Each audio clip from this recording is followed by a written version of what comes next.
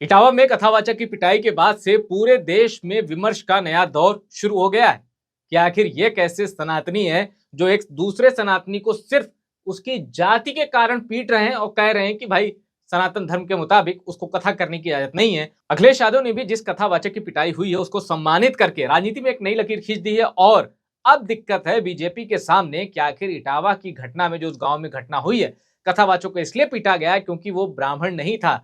इस घटना को कैसे राजनीतिक रूप से डाइजेस्ट किया जाए, बीजेपी के लिए चुनौती है। लेकिन मैं आपको इस घटना के बारे में जो सारा अपडेट है वो तो खैर टॉप सीक्रेट पे आपको मिल ही रहा है, लेकिन मैं आपको 1991 की घटना के बारे में बताना चाहता हूं कि जब इटावा ने पूरे देश की राजनीति को प्रभावित किया था।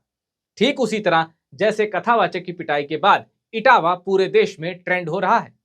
आखिर 34 साल पहले ऐसा क्या हुआ था इटावा में, जब पूरे भारत में सिर्फ राजनीतिक रूप से सिर्फ इटावा का जिक्र होता था। चलिए वो कहानी मैं आपको बताता हूं। 1991 में देश में लोकसभा चुनाव के साथ साथ ही उत्तर प्रदेश में विधानसभा चुनाव हुए।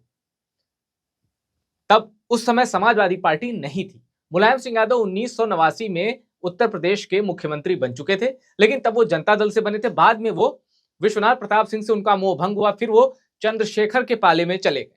अब चंद्रशेखर और मुलायम सिंह लड़ते थे सजपा से, समाजवादी जनता पार्टी ये पार्टी थी। 1991 की बात मैं आपको बता रहा हूं। बीएसपी का अपना सिंबल होता था, बीएसपी भी चुनाव लड़ती थी। तो 1991 के जब चुनाव हुए और उस चुनाव में क्या हुआ कि लोकसभा इटावा सीट और इटावा सीट के अंदर जो 4-5 असेंबली थी, सब पर जमकर धांधली हुई, बूथ कैप्चरिंग की बहुत सी घटना हुई और इसका सबसे ज्यादा नुकसान हुआ बीएसपी को। बीएसपी के कार्यकर्ता, बीएसपी के प्रत्याशी ये चले गए टीएन शेषन के पास जो कि चुनाव आयुक्त थे। टीएन शेषन जो कि अपने कठिन फैसलों के लिए जाने जाते थे, अपने सख्त रुख, आक्रामक रुख और एकदम हार्ड टास्क मास्टर की उनकी छवि थी। टीएन शेषन ने जब देखा कि इटावा में वाकई इतने बड़े पैमाने पर धांधली हुई है, तो उन्होंने उत्तर प्रदेश की 3-4 लोकसभा सीटों पे और उनके अंतर्गत जितनी विधानसभा सीटें थी चुनाव रद्द करवा दिए थे और ये कहा था कि यहाँ चुनाव फिर से होगा। उसमें इटावा की लोकसभा सीट भी आ गई और वो जो असेंबली सीट भी आ गई, क्योंकि वहां भी धांधली हुई थी, बूथ कैप्चर की घटनाएं हुई थी। बीएसपी का सीधा आरोप था कि मुलायम सिंह यादव के कहने पर ये बूथ कैप्चरिंग, ये बूथ लूटे गए हैं, ये ऐसी घटनाएं हुई हैं। ये बीएसपी का सीधा आरोप था। इसके बाद बीएसपी के वो जो सारे प्रत्याशी जिनको लग रहा था कि हम चुनाव जीत गए हैं लेकिन हमारे साथ धोखा हुआ है, वो दिल्ली के करोल बाग आए जहां काशीराम रहते थे। काशीराम से उन्होंने मुलाकात की, काशीराम से बताया कि ऐसी ऐसी घटना हो गई है, हम टीएन शेषन से मिलकर आए हैं और उन्होंने कहा है कि अगर बूथ कैप्चरिंग की घटना साबित हो जाती है तो मैं चुनाव वहां दोबारा करवा दूंगा, आप आश्वस्त रहिए। तो बीएसपी के जो नेता लोग गए थे उन्होंने काशीराम को इसलिए भी इस मकसद से भी आश्वस्त कर लिया कि अगर वहां चुनाव फिर होता है तो हमारे साथ बूथ कैप्चरिंग की घटना फिर हो सकती है। अब सबसे उत्तम यह रहेगा कि आप आकर इटावा से लोकसभा चुनाव लड़िए। काशीराम कुछ सोचते हो इससे पहले काशीराम ने खुद ही कह दिया कि देखो मैं चुनाव जीतने के लिए तो नहीं लड़ता हूं। अब काशीराम ने ऐसा क्यों कहा, इसका जवाब भी काशीराम ने ही दिया। काशीराम ने कहा कि मैं प्रधानमंत्रियों के खिलाफ चुनाव लड़ता हूं। उसके पहले काशीराम राजीव गांधी के खिलाफ, विश्वनाथ प्रताप सिंह के खिलाफ चुनाव लड़ चुके थे।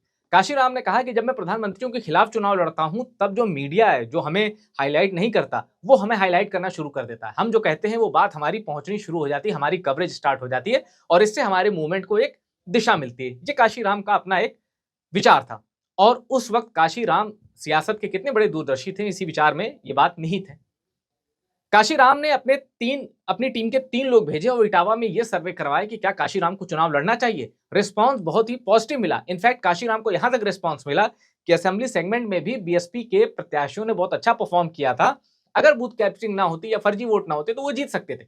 काशीराम को जब ये रिस्पॉन्स मिला, उन्हें यह फीडबैक मिला कि जनता तो कह रही है आइए काशीराम वहां लड़िए, काशीराम ने कह दिया कि मैं इटावा से चुनाव लड़ूंगा। अब वो दौर था जब मुलायम सिंह यादव की कुर्सी जा चुकी थी और कल्याण सिंह उत्तर प्रदेश के नए मुख्यमंत्री थे। 221 सीटों के साथ बीजेपी ने प्रचंड वापसी की थी, सत्ता में राम मंदिर की लहर थी।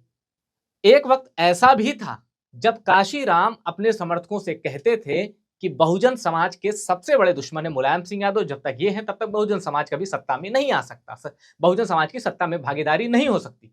लेकिन जब कल्याण सिंह का चमत्कारिक उदय हुआ तो काशीराम अपनी वो बात भूल गए और बीजेपी बन गई काशीराम की दुश्मन नंबर 1। अब कल्याण सिंह लोधी थे, पिछड़े थे, तो काशीराम को अपने मूवमेंट में और ज्यादा डिस्टर्बेंस दिखी कि अगर पिछड़ा इतने उभार पे आ रहा है बीजेपी में और इतना ज्यादा पॉपुलर हो रहा है कि अपने दम पे बीजेपी उत्तर प्रदेश में सरकार बना ले रही है। तब उत्तराखंड भी यूपी का हिस्सा था। आज तो 403 सीटें हैं, तब 425 सीटें होती थी। 425 में 221 सीटें पा लेना मतलब तहलका मचा देना। कल्याण सिंह की लोकप्रियता एकदम आकाश छू रही थी। तो काशीराम ने यहां एक ऐसा प्लान बनाया जिसे बसपा के जो नेता थे, पदाधिकारी थे, वो सुनते भी वो भी चौंक गए। काशीराम ने कहा कि देखो चुनाव होगा तो लोकसभा का मतलब चूंकि इटावा लोकसभा सीट और इटावा के अंतर्गत जो असेंबली सेगमेंट है वहां भी चुनाव फिर से होंगे। तो उसी में एक सीट आती है जसवंत नगर, जहां से मुलायम सिंह यादव लड़ते थे। काशीराम ने कहा कि देखो मैं मुलायम सिंह यादव के खिलाफ कैंडिडेट नहीं खड़ा करूंगा। जनता के बीच काशीराम ने यह कहा कि तुम ऊपर वाला वोट मुझे देना, ऊपर मतलब लोकसभा वाला, और नीचे वाला वोट मुलायम सिंह यादव को दे देना, यानी जसवंत नगर से मुलायम सिंह यादव को जिताना। अब काशीराम ने जनता के बीच ये जाके कहा और मुस्लिम वोट जुटाने के लिए भी काशीराम ने बड़ी मेहनत की।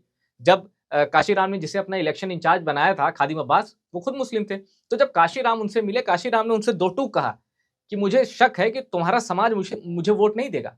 इसके बाद मुस्लिम समाज से कई मीटिंगें हुई, मौलानाओं की और जो उलेमा थे उनकी मीटिंगें हुई। उन्होंने कहा काशीराम से कि हम आप ही को वोट देंगे। उसके बाद काशीराम थोड़ा और आश्वस्त हुए। बाद में पता चला कि वो भी काशीराम का एक पॉलिटिकल स्टंट था। ऐसा कहकर उन्होंने मुसलमानों को मोबिलाइज किया कि भाई वोट देंगे तो काशीराम को। यह भी उनकी एक राजनीतिक चाल थी जो कि कामयाब रही। तो काशीराम और मुलायम सिंह यादव के बीच बात बन गई, जिसका नतीजा यह हुआ कि जसवंत नगर से मुलायम सिंह यादव जीत गए और काशीराम जीत गए इटावा से, और काशीराम पहुंच गए संसद। अब आप सोच रहे होंगे कि जसवंत नगर से मुलायम सिंह यादव जीत गए तो इसमें क्या बड़ी बात है, वो तो बहुत हैवीवेट कैंडिडेट थे, उनको कौन हरा सकता है। तो जरा 1993 का जसवंत नगर का विधानसभा चुनाव का नतीजा देखिएगा। वहां एक कांग्रेस के बहुत धाकड़ लीडर होते थे दर्शन सिंह यादव, अब नहीं है। दर्शन सिंह यादव मैं आपको 1993 के जसवंत नगर के विधानसभा चुनाव का नतीजा बता रहा हूं।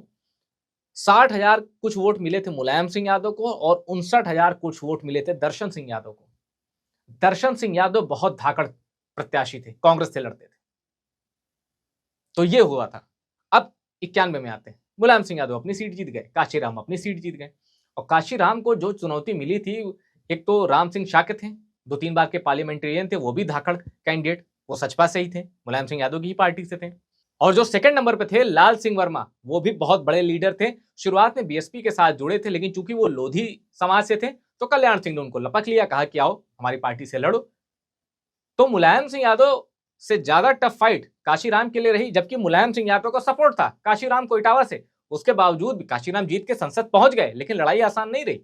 काशीराम को मिले थे 1,44,000 वोट, यानी कुल पड़े वोटों का 31%, जबकि बीजेपी के लाल सिंह वर्मा को मिले थे 1,21,000 वोट, यानी कुल पड़े वोटों का 26%। यानी मोटे तौर पर आप समझ लीजिए तो 22-23,000 वोटों से ही काशीराम की जीत हो पाई थी। राम सिंह शाक्य को 82,000 से ज्यादा वोट मिले थे। और इसी चुनाव में कांग्रेस के एक धाकड़ कैंडिडेट थे श्री शंकर तिवारी, बड़े नामी वकील थे और उनकी तूती बोलती थी, उनकी वकालत की, उनका इतना बड़ा रुतबा था, उनकी तूती बोलती थी, मतलब उस जमाने के करोड़पति थी वो श्री शंकर तिवारी, लेकिन लड़ते थे कांग्रेस से। तो 74,000 वोट पाके वो चौथे नंबर पर रहे थे। तो काशीराम के लिए वो फाइट आसान नहीं थी, लेकिन वहीं से नींव पड़ी मिले मुलायम काशीराम, इसकी नींव वहीं से पड़ी थी। इनडायरेक्टली दोनों ने सपोर्ट किया था। अब तब मुलायम सिंह यादव की समाजवादी पार्टी नहीं थी। कहा जाता है कि मुलायम सिंह यादव को समाजवादी पार्टी बनाने का विचार भी काशीराम ने दिया था। और मुलायम सिंह यादव के जो सबसे विश्वस्त, सबसे करीबी सूत्र थे, समर्थक थे, मित्र थे, जो राजनीति में उनके साथ थे, वो कहते थे कि हमें तो वीपी सिंह की कभी जरूरत पड़ती है, कभी हमें चंद्रशेखर की जरूरत पड़ती है, हम अकेले सर्वाइव नहीं कर पाएंगे, कौन हमें वोट देगा। तब मुलायम सिंह यादव ने कहा था कि उन सबको भीड़ ला के मैं देता हूँ, पार्टी फंड चाहिए होती है तो मैं देता हूँ। तो जब सब कुछ इधर से ही हो रहा है तो पार्टी भी अपनी होनी चाहिए। तो इसके बाद अक्टूबर 1992 में समाजवादी पार्टी की नींव डाली गई और उसमें आपको पता है कि कैसे मोहम्मद आजम खान थे और बेनी प्रसाद वर्मा भी उसमें से एक थे, तो संस्थापक सदस्यों में से। तो ये कहानी है समाजवादी पार्टी की। लेकिन 1991 में इटावा ने कैसे पूरे देश की राजनीति को प्रभावित किया था, ये उसकी मिसाल है। और जिस तरह भागवत कथा में उस शख्स की पिटाई का मामला तूल पकड़ता जा रहा है, इटावा फिर से एक राजनीतिक विमर्श देने के लिए तैयार है, जो कि 1991 में बीजेपी के लिए राजनीतिक तौर पर एक टेंशन की बात थी। क्योंकि क्या हुआ था, मिले मुलायम काशीराम, हवा में उड़ गए जय श्री राम, ये नारा गया था। ये नारा क्यों था? 1991 में कल्याण सिंह की सरकार पूर्ण बहुमत से रहती है। दिसंबर 1992 में बाबरी मस्जिद गिरती है, कल्याण सिंह का इस्तीफा हो जाता है, फिर से चुनाव होते हैं। तो उस चुनाव में काशीराम और मुलायम सिंह का प्रयोग सफल हो जाता है और सपा बसपा मिलकर सरकार बना लेते हैं। कहने का मतलब 1991 में जो वो प्रयोग था इटावा, वो सफल हुआ था। अब क्या इस इटावा में जो हुआ है, क्या राजनीति की धारा मोड़ देगा? क्या इसका असर 2027 और 2029 पर पड़ेगा? आपको भी ऐसा लगता है तो कमेंट करके बताइए कि क्या इटावा में जिस शख्स की पिटाई इसलिए कर दी कि वो ब्राह्मण नहीं था, भागवत कथा कर रहा था, क्या इससे जनता में आक्रोश इतना है कि 2027 या 2029 में इसका असर पड़ सकता है? अपनी राय कमेंट करके हमें बताइए और टॉप सीक्रेट को सब्सक्राइब जरूर करिएगा। रिपोर्ट पसंद आई तो इसको शेयर जरूर करिएगा।